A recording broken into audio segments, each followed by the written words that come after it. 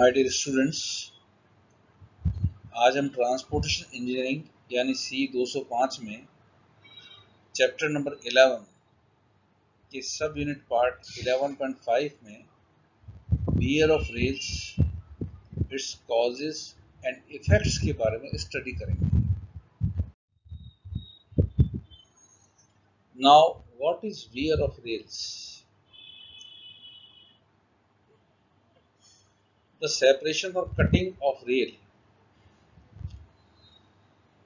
due to friction and abnormal heavy load is called wear. यानी rail material का जो cutting है friction या हैवी लोड के कारण कट के पार्ट घिसकर ये अलग हो जाता है, इसको वियर कहते हैं। Rails are worn out on top due to abrasion of rolling wheel over them. जैसा कि फिगर में आप देख रहे हैं,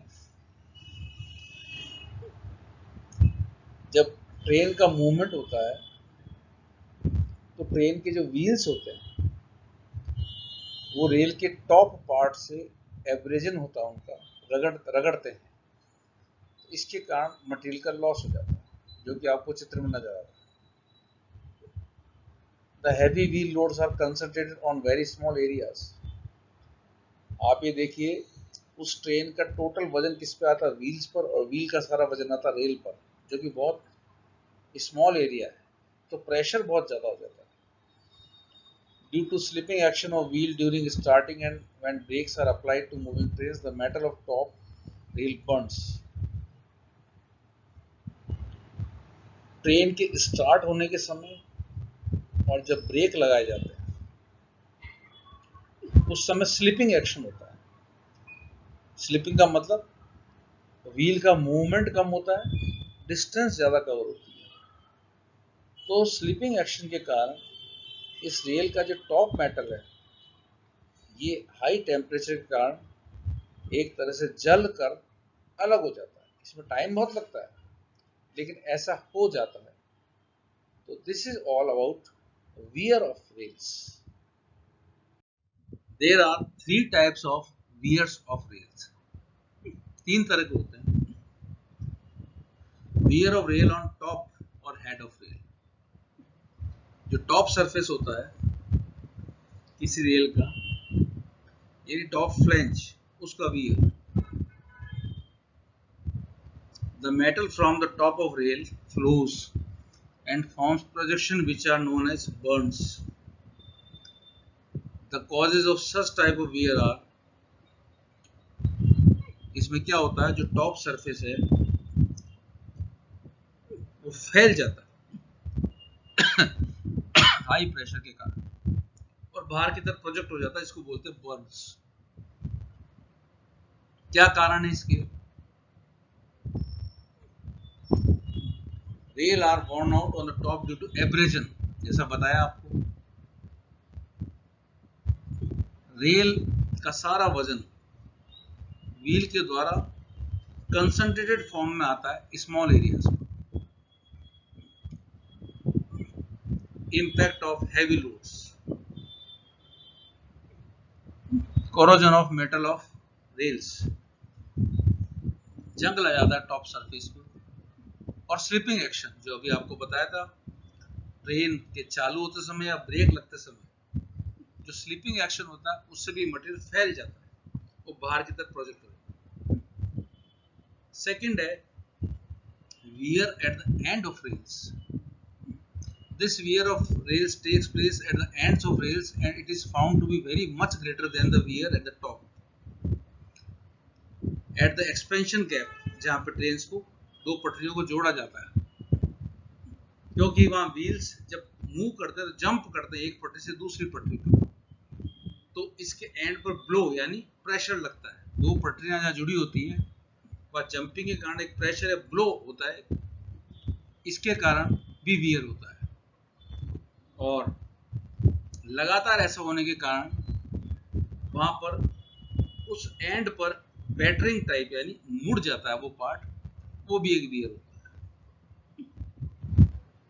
wear at the side of head rails, this is most destructive type of wear. इसके कारण क्या है? एक तो सेंट्रिफुगल फोर्स अलोंग कर्वेचर, जहां पर कर्वेचर यानी जब ट्रेन मुड़ती है तो मुड़ते समय एंड्स, जो टॉप का जो साइड है वहां पे ज्यादा प्रेशर लगता है, इसके कारण वह वियर ज्यादा होता है। The vehicles do not bend to the shape of curvature while moving over a curve. The wear on the inner side of head of inner rail is mainly due to slipping action of the wheel on the curve. Outer wheel have to cover a large distance than the inner wheel, but due to rigid connection between two wheels, they cover the same distance. इस कारण एक slip type होता है, जिसके कारण inner side पर, जो head का इनर साइड है वहां पे वियर ज्यादा होता है। ये पर्टिकुलरली कर्वेचर पर होता है, जहां पर ट्रेन मुड़ती है, जहां पे ट्रेन एक टर्न लेती है।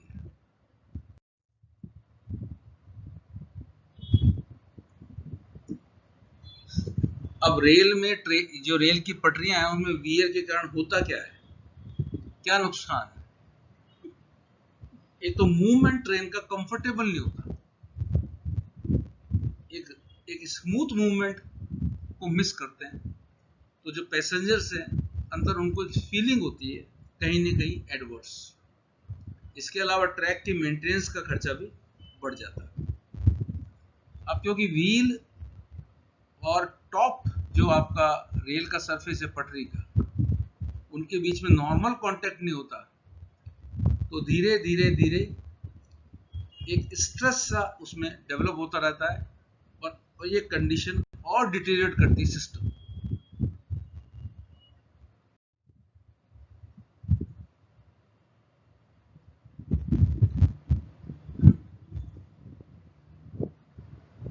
अब क्वेश्चन आता है कि क्योंकि वियर एक गंभीर समस्या है, इसको कम करने के क्या उपाय, क्या ऐसे तरीके हैं जिसके कारण रेलवे ट्रैक में पटरियों के वियर को हम कम कर सकें? सबसे पहला आता है इसमें use of special alloy steel.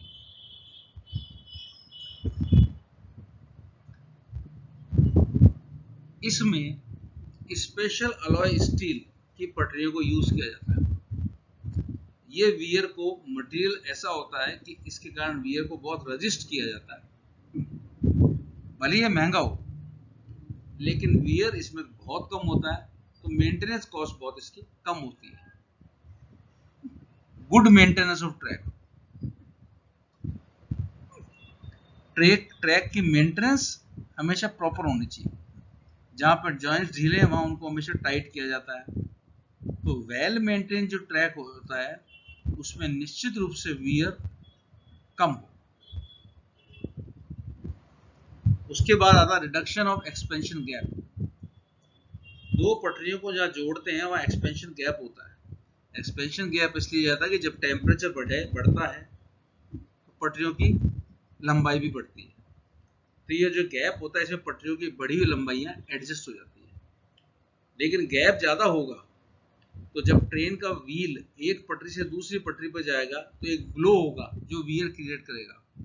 तो बेहतर होगा कि इस गैप को मिनिमाइज किया जाए, जितनी आवश्यकता हो उतना ही इस गैप को रखा जाए।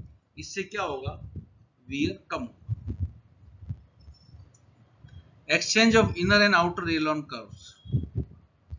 Mostly on curves where there is a heavy wear at the top of head of inner rail, heavy wear on the side of head of outer rail, top wear, then the top wear rail is exchanged with side wear rail and thereby life of rail is increased. इस तरह inner और outer rail को जब हम exchange कर देते हैं तो उस कंडीशन में वियर को हम कंट्रोल कर सकते हैं। वियर तो होगा लेकिन कंट्रोल होगा। इस कारण जो रेल की लाइफ है, जो रेल की पटरियों की जो लाइफ है वो भी बढ़ जाएगी।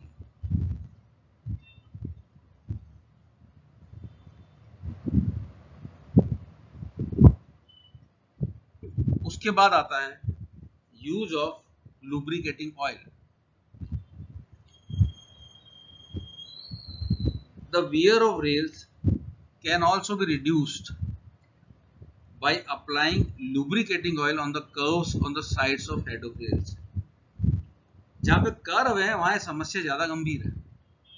तो कर्व में क्या होता है, जो साइड्स हैं जहां पे वियर ज्यादा होगा कर्व के कारण, सेंट्रीफ्यूगल फोर्स के कारण, उन साइड पे क्या करते हैं, ऑयल लगा दिया जाता है।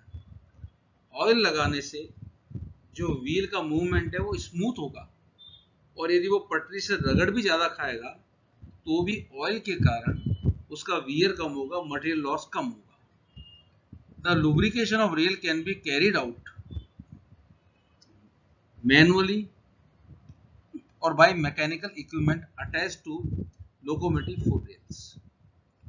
जो लुब्रिकेशन का कार्य है यह है या तो मैनुअली यानी लेबर की मदद से, आदमियों की मदद से किया जा सकता है, या फिर मैकेनिकली यानी मशीन की मदद से, जो कि आपके लोकोमोटिव, आपके जो इंजन है उसमें ये मशीन अटैच होती है, और जहाँ कर्व होता है वहाँ पे ऑटोमेटिकली वहाँ ऑयल को साइड्स में उनके लगा देती है मशीन। और जब आपकी ट्रेन मूव करेगी या जब ट्रेन के व्हील्स इन कर्व्स में मूव करेंगे तो क्योंकि वहाँ पर ऑयल है इसलिए सेंट्रीफ्यूगल फोर्स का इम्पैक्ट होगा, लेकिन ऑयल के कारण वो इम्पैक्ट कम हो जाएगा, और रेल की जो पटरियां हैं ट्रेन की, आपके ट्रैक की जो पटरियां हैं, उनका साइड पर जो वियर का इफेक्ट है वो काफी कम हो जाएगा।